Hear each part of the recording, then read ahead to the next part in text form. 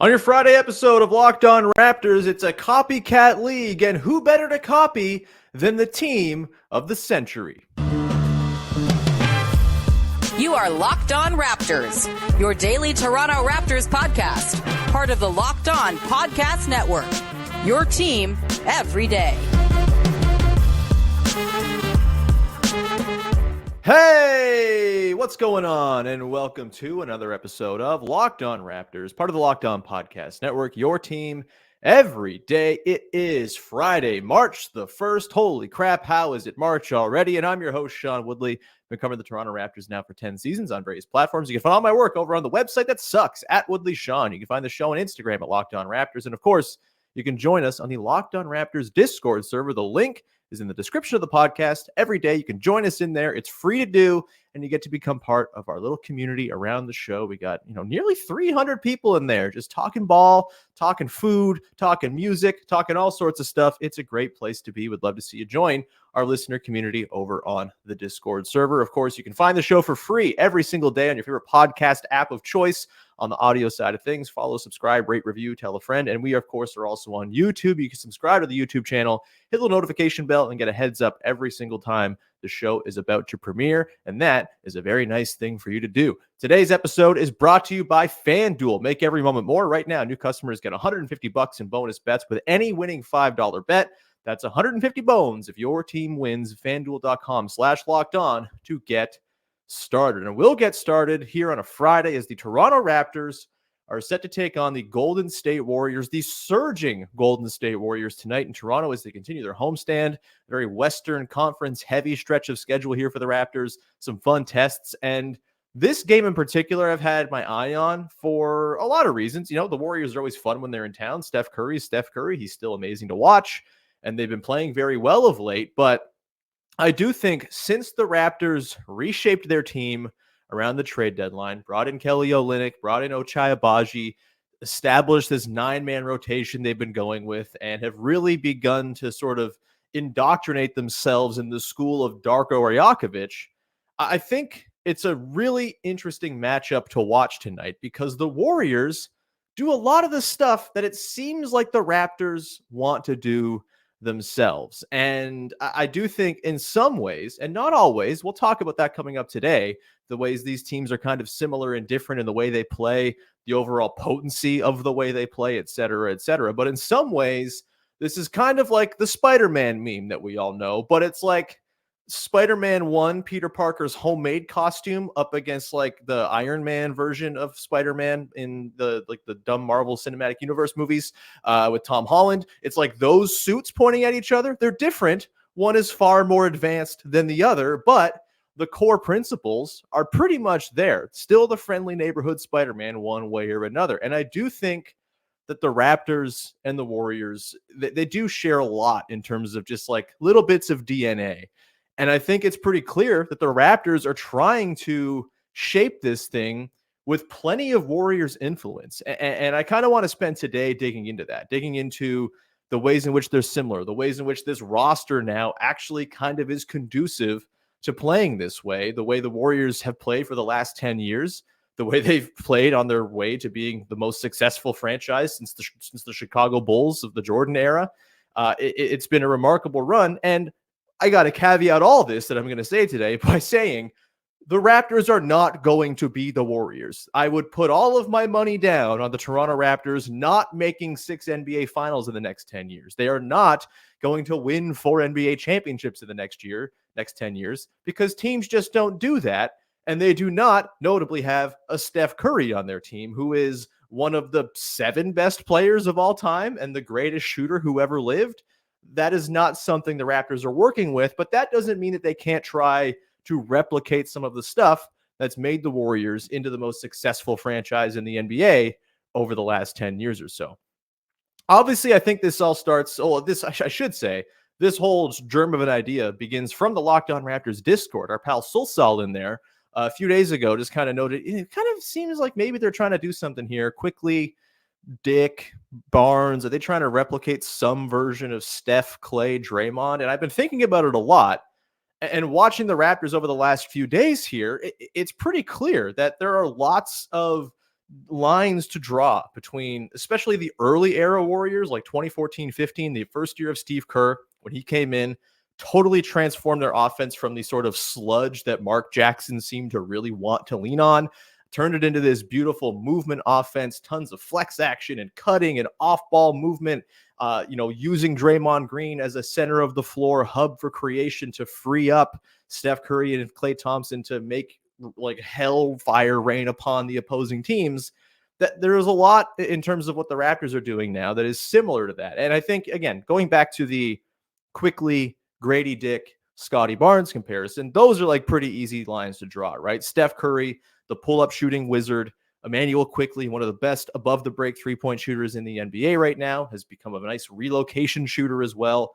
He's not Steph Curry. He's never going to be Steph Curry. We have to just get that said out loud here. But that is the type of player that allows you to play this kind of offense that exploits space and stretches out defenses. I think it was a pretty good example of what Quickley does for this team on Monday against the Pacers, where in that game, how many times have we watched the Raptors over the last couple of years where all of the action is concentrated to like free throw line and in? It's just post-ups, it's lots of bodies, it's interior passing, and there's just not a lot of space to be worked with. In that Pacers game, as Immanuel Quickley is kind of tapping into his more aggressive side, which over the last 4 games or so, he's been absolutely brilliant at doing.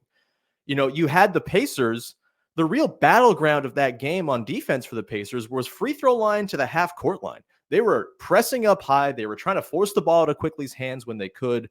And the defense was really doing its work in that sort of quadrant of the floor that's between the free throw line and the half court line.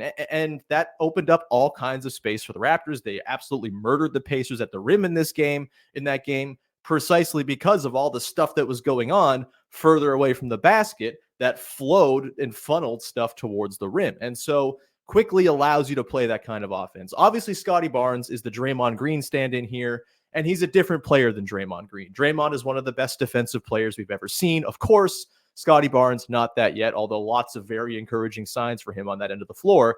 And he's clearly a more advanced offensive player, even right now, than Draymond Green ever has been or will be. And so that's going to tilt things. We'll get into that a little bit later on, too. And then Gradey Dick, obviously, he's the sort of fresh face. He's the guy that, hopefully you can turn into a Klay Thompson type. Again, differences there too. And we'll talk about how defense in particular is going to be a massive difference, at least right now, as this Raptors team is built compared to what those Warriors teams were capable of. And obviously Gradey Dick not being Klay Thompson on the defensive end, Scottie Barnes not being Draymond Green, Andre Iguodala not being on this Raptors team, all of that is going to play into the differences we'll see as well. But, if you just sort of think about the lineage of Darko Rajakovic and the school of thought that he comes from as a coach, a lot of similarities to Steve Kerr, right? Steve Kerr is a Greg Popovich accolade. Obviously, he has some Phil Jackson triangle stuff worked in there as well, featuring bigs heavily, off-ball cutting, stuff like that. But obviously, Steve Kerr, a huge part of the Greg Popovich coaching tree.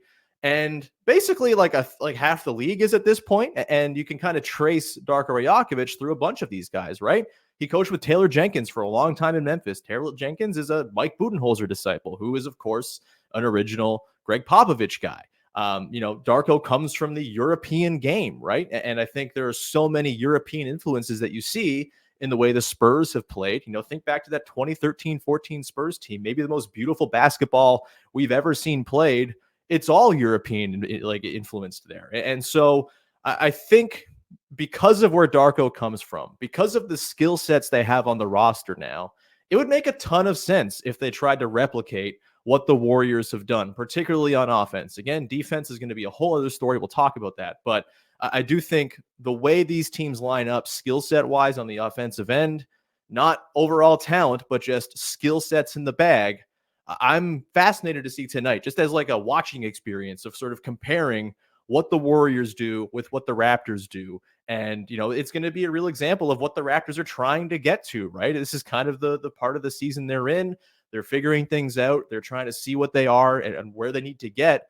The Warriors should be a pretty telling case of where they need to get. And I'm really looking forward to watching that play out tonight in Toronto. We will come back on the other side. We're going to get into some of the comparisons and the very similar styles of play between these two teams. In particular, we're going to get into, just sort of like some numbers from the tracking data from NBA.com of how these teams approach playing basketball and how it's very, very similar right now. We'll get into that coming up in just one sec. Today's show is brought to you by our friends over at FanDuel. Right now, you can get buckets with your first bet on FanDuel, America's #1 sportsbook, because right now new customers get $150 in bonus bets with any winning $5 bet. That's $150 if your bet wins. You can bet on all your favorite NBA players and teams with quick bets, live same-game parlays. Those are pretty fun. You pick 3 players in a given game. Pick the over or under on their stats. And if they all come together, that is a nice little bit of winnings for you, all tied to one game that you might be watching on a given night. There's exclusive props and so much more. You can make futures bets. Obviously, the baseball season's coming up. Maybe you want to put some money down on some teams to go win the World Series. You can always do that as well. All you got to do is visit FanDuel.com/lockedon and shoot your shot. FanDuel is the official sportsbook partner of the NBA and, of course, the Locked On Podcast Network. All right, back to it here on your Friday episode of Locked On Raptors. Again, Raptors-Warriors tonight. By the way, you can check out Raptors broadcasts on SiriusXM. Our pals over there, just search Raptors, and the Raptors, of course, tonight, 7:30 against the Warriors. You can go listen to that game on SiriusXM if you are a SiriusXM user. All right, stylistic similarities. The Raptors and Warriors. Again, very different teams, very different talent output. And I'm more so comparing the Raptors of today to the sort of early stage Warriors, the Harrison Barnes Warriors, the 2014-15 come out of nowhere, Steph wins MVP, and they go win the championship Warriors. And obviously the Raptors are not going to be doing that this season and would not be doing that this season, even if they had this roster all season long to build with. So we're not going to get crazy. Again, this is more a sort of stylistic comparison and not an overall comparison of their potential or high-end upside, et cetera, et cetera. I cannot express that enough. But watching them tonight, I think you're going to see a lot of overlap in terms of how these teams run their offense. So our pal Samson Folk pointed out, there was that possession against the Mavericks on Wednesday where they ran a flex action and got Gradey Dick a wide open 3 working in concert with Scottie Barnes. And that is Warriors stuff. That is stuff they've run for Klay Thompson with Draymond Green or Steph Curry with Draymond Green a million times over. And as Samson said, get used to that because you're going to see it a million times over the next 5 years as well, which is very exciting. If Gradey Dick can be knocking down wide open 3s coming off of split cuts, that sounds pretty damn cool. A lot of their numbers between these two teams this season, and obviously noisy numbers here with how the Raptors have obviously changed their entire complexion of the roster over the course of the year. But a lot of the principles they've been wanting to run all season, 0.5 quick movement, not terribly dependent on pick and roll, lots of elbow stuff, lots of cutting. That's all Warriors stuff. They just now have the personnel to actually run Warriors stuff and have it be successful in a way they didn't early in the season when a lot of their 3s were going to Dennis Schroeder, right? And so, if you just kind of look at some of the tracking data, some of the passing numbers, some of the just sort of core genetic principles of these two teams, they're very similar. Raptors right now, 3rd in total passes made per game, Warriors 4th. They're 3rd and 4th in assist points created per game, 3rd and 4th in assists, 2nd and 3rd in potential assists. These teams have ball movement built in to their system and what they want to do. They're not traditional heavy pick and roll teams either. And obviously this has been a thing that's been the bane of Warriors fans' existence for a very long time, where they just want Steph Draymond pick and roll, Steph KD pick and roll, just run pick and roll, please. I feel like Steph Kuminga pick and roll is going to be a thing that Warriors fans are clamoring for as well. But obviously Steve Kerr has been very married to his system, and it's hard to argue with the results considering how things have gone for Golden State over the years. But obviously people always like that sort of base set pick and roll, because why wouldn't you want that when Steph Curry as a pull-up shooting wizard would be, if he were running pick and roll all the time, he would be just as unstoppable, if not more unstoppable than he currently is as an off-ball magnet for opposing defenses. And so, the Raptors also not very heavy on pick and roll this season. They currently right now both rank bottom 5 in terms of pick and roll ball handler possessions, possessions finished off by the pick and roll ball handler, both bottom 10 in possessions finished off by the pick and roll man. Obviously, the Raptors not quite at the bottom of the league because there's been plenty of Jakob, Poeltl finishing on the roll, but not a ton of it. And that's just not been a thing they've leaned on all that often. Of course, the Raptors, like the Warriors have a sort of base pick and roll set they can go to. Quickley, Poeltl, Quickley, Barnes. I wonder if, the echoes of, more Steph-Draymond pick and roll are going to be resembled by Raptors fans in coming years. If Quickley Barnes pick and roll doesn't become a core principle of what the Raptors do, I would maybe bet against that at this point, considering the school that it seems Darko comes from and the way they want to run this offense. Pick and roll is just not going to be a staple of what they do. They want to have stuff where their bigs are pulled out. They want to be able to sort of get actions flowing towards the rim with cutting. And obviously, they want to build out those threes and create a ton of off-ball looks for guys like Immanuel Quickley, for Gradey Dick, for Gary Trent Jr. right now, et cetera. They want to run this thing in a similar way to what the Warriors do. And again, the numbers kind of back that up. Both teams are bottom 5 in isolation frequency this season as well. They're both 13th and 14th in handoffs, which is funny. There's nothing extreme about that. They're middle of the pack, but they're both right next to each other, which I guess bolsters my point that they are the Spider-Man meme. The Warriors are number 1 in cuts, and the Raptors are number 7. And I think that number is going to keep on upticking for the Raptors as well. The Warriors are number 1 in off-screen possessions. The Raptors currently 16th, but surely trending upwards since the trade. And obviously, since RJ Barrett came in, there's a ton of off-screen stuff they work with him. I would assume as Gradey Dick gets more ingratiated, they're going to work him more in terms of off-ball stuff, having him as a motion shooter coming off of pin downs, things like that. So I would assume that number is going to be more in line by the end of the season. You can't isolate on NBA.com for dates with this particular play type data. But my hunch is just based on watching that the Raptors are climbing up the off-screen charts as well. And again, it's all kind of lining up in terms of the possessions these teams do and do not prioritize. The other thing, too, is transition, right? The Warriors now don't run a lot of transition. They're dead last in transition frequency, but they're old as hell. That makes sense. When you're in your 30s, you don't like to run. I can relate to that. But the 2014-15 Warriors, think back to those teams. They ran like absolute maniacs. They were number 3 in transition frequency back in 2014-15. And like in the pre-Durant era, before their half-court offense just became kind of a cheat code.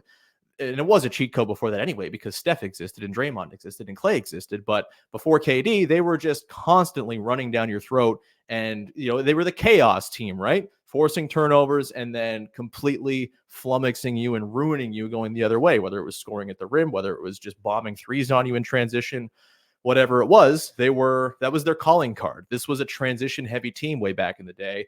The Raptors, currently number 1 in the league in transition frequency, and since February 1st, totally lapping the field in that department as well. So again, you see those sort of through lines of the team DNA lining up between these two teams. And like I said off the top, you could pick worse teams to try to replicate. Obviously, the Raptors are not working with the same talent right now, but as far as play style, as far as skill sets and how they mesh, there's not all that much difference between the way the 2014-15 Warriors lined up and the way the Raptors do right now, right? Those Warriors teams had, of course, Steph, Klay, Harrison Barnes, Draymond, and Andrew Bogut was their starting 5. Andre Iguodala coming off the bench. The Raptors do not have an Andre Iguodala. Bruce Brown is not Andre Iguodala, of course. But that starting 5, pretty similar, right? You have, obviously Gradey Dick, Gary Trent Jr. I'm speaking about Gradey Dick in the context of this team build because I think he has a much better chance of being in the long-term plans, being in the starting 5 than Gary Trent Jr. does. But it's a similar idea, right? Trent's just like a depressed version of that sort of off-ball movement shooter that Klay Thompson is. I don't think he's anywhere close to it, frankly, comparatively. But if you swap Gradey Dick in there and you go Quickley, Grady, RJ Barrett as the Harrison Barnes stand-in, Scottie as your stand-in for Draymond Green, and Jakob Poeltl as your Andrew Bogut comparison, like you can squint and see a kind of similar alignment in terms of player skill sets. Although I think RJ Barrett offers maybe a little bit more downhill juice. We'll get to that coming up when it comes to differences between these two teams.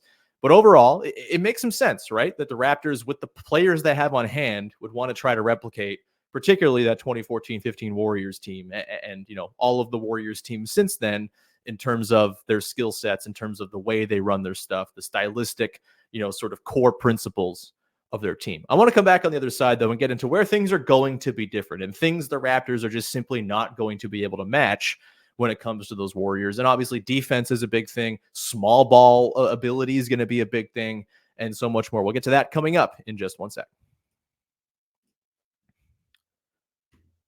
Today's show is brought to you by our friends over at PrizePicks. Right now, it's the best time to go play PrizePicks. I mean, it's always the best time to play PrizePicks because it's the single best daily fantasy sports platform there is, where all you got to do is pick 2 to 6 players and whether they will get more or less than their projections in a given night and watch them winnings roll in. And right now on PrizePicks, it's demon time, baby. You can now win up to 100 times your money with as little as 4 correct picks. You can turn $10 into $1,000. Demons and goblins are the newest and most exciting way to play at PrizePicks. Squares marked with red demons or green goblins get you different payouts. So you can now win up to 100 times your money with as little as 4 correct picks. It's a super fun platform. You can play cross sport as well. If you're a multi-sport fan, it's all there for you. Go to prizepicks.com/LockedOnNBA. Use the code LockedOnNBA for a first deposit match up to $100. Again, that's prizepicks.com/LockedOnNBA. Use the code LockedOnNBA for a first deposit match up to $100.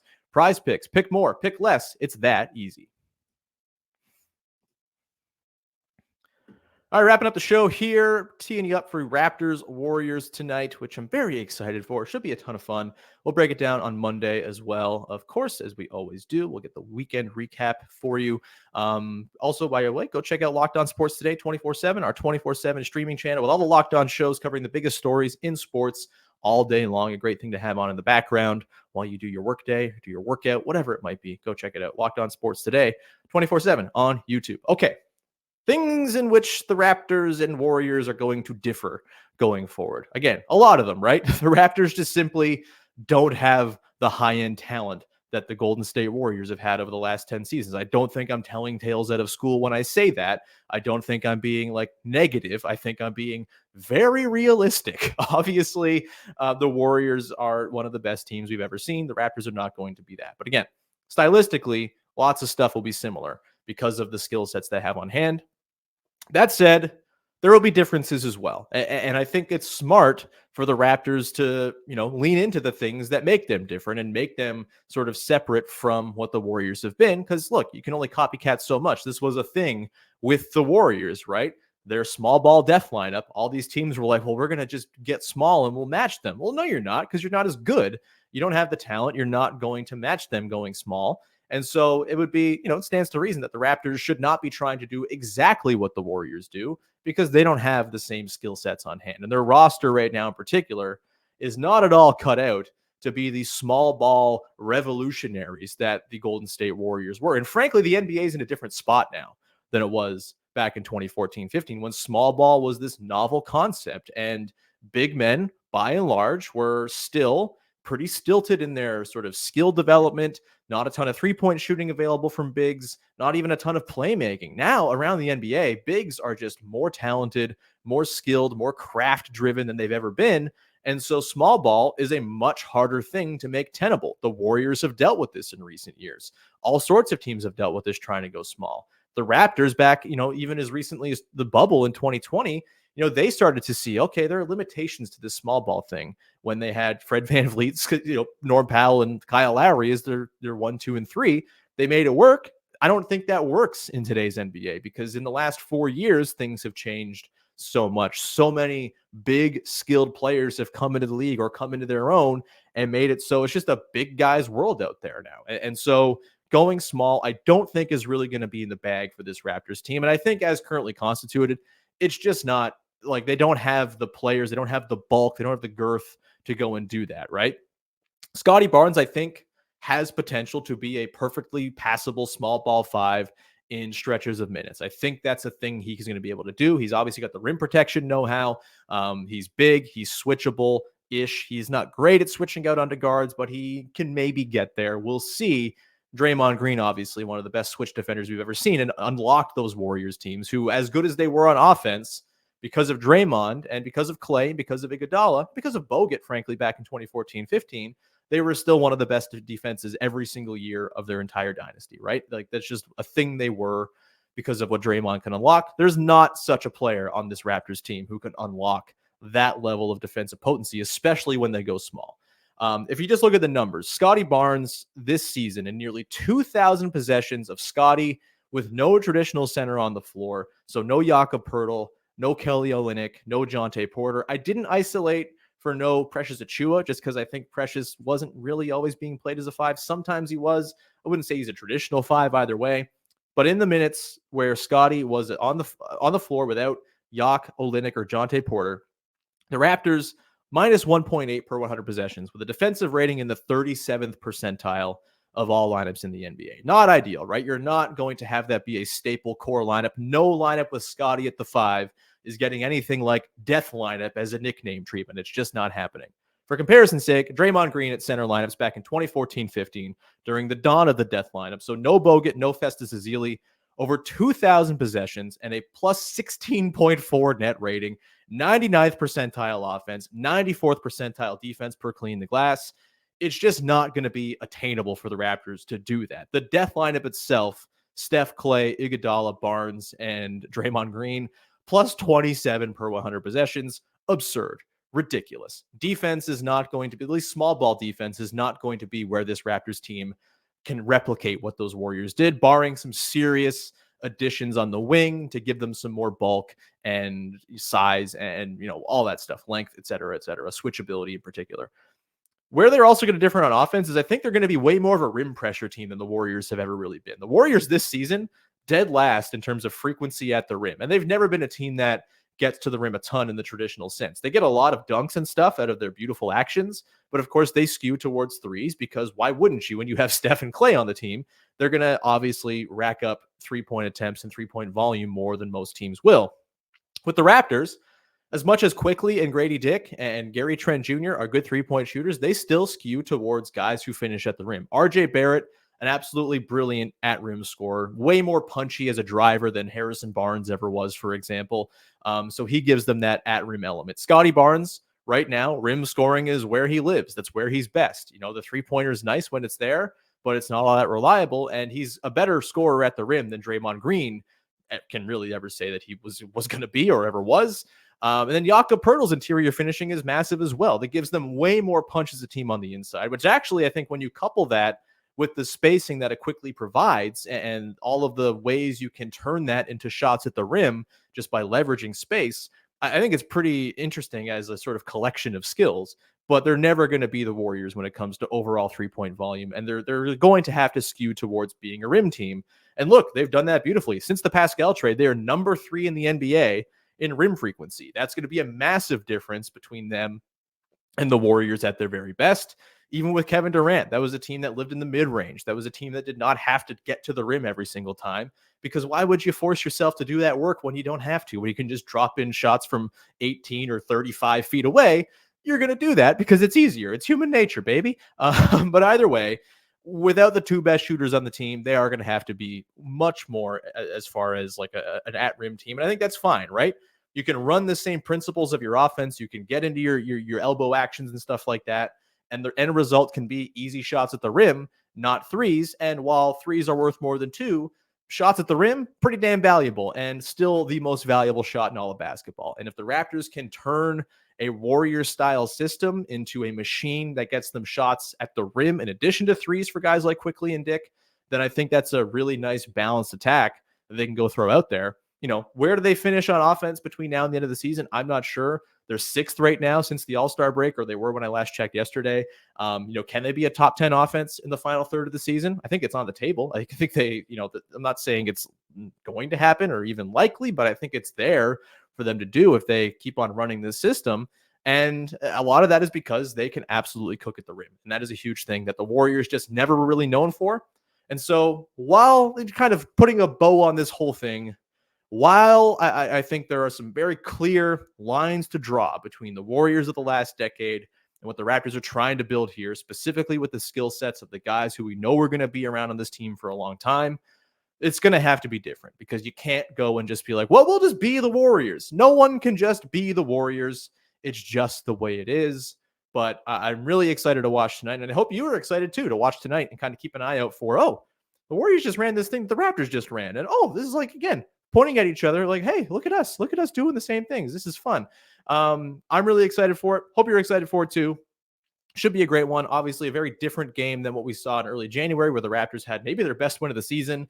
And the one moment where it seemed like, oh my God, the Siakam, Quickley, Barrett, Barnes quartet is going to be a thing going forward. Oh, how sweet those 4 games were. How sweet that Warriors game was. Obviously, not going to be our lot in life going forward. But the new look team, pretty damn interesting as well. And if you're doing stuff that the Warriors were doing, you could be doing a lot worse. So we will leave it there. Thank you so much for tuning in. We'll be back again on Monday to talk about the games over the weekend and set you up for another week of interesting Raptors ball as the play-in race continues. The Nets beat the Hawks last night. Huge one in the play-in race. We'll get into all that and sort of track where things are after another weekend of ball. Coming up back on Monday. Until then, enjoy tonight's game. We'll talk to you soon. Bye-bye.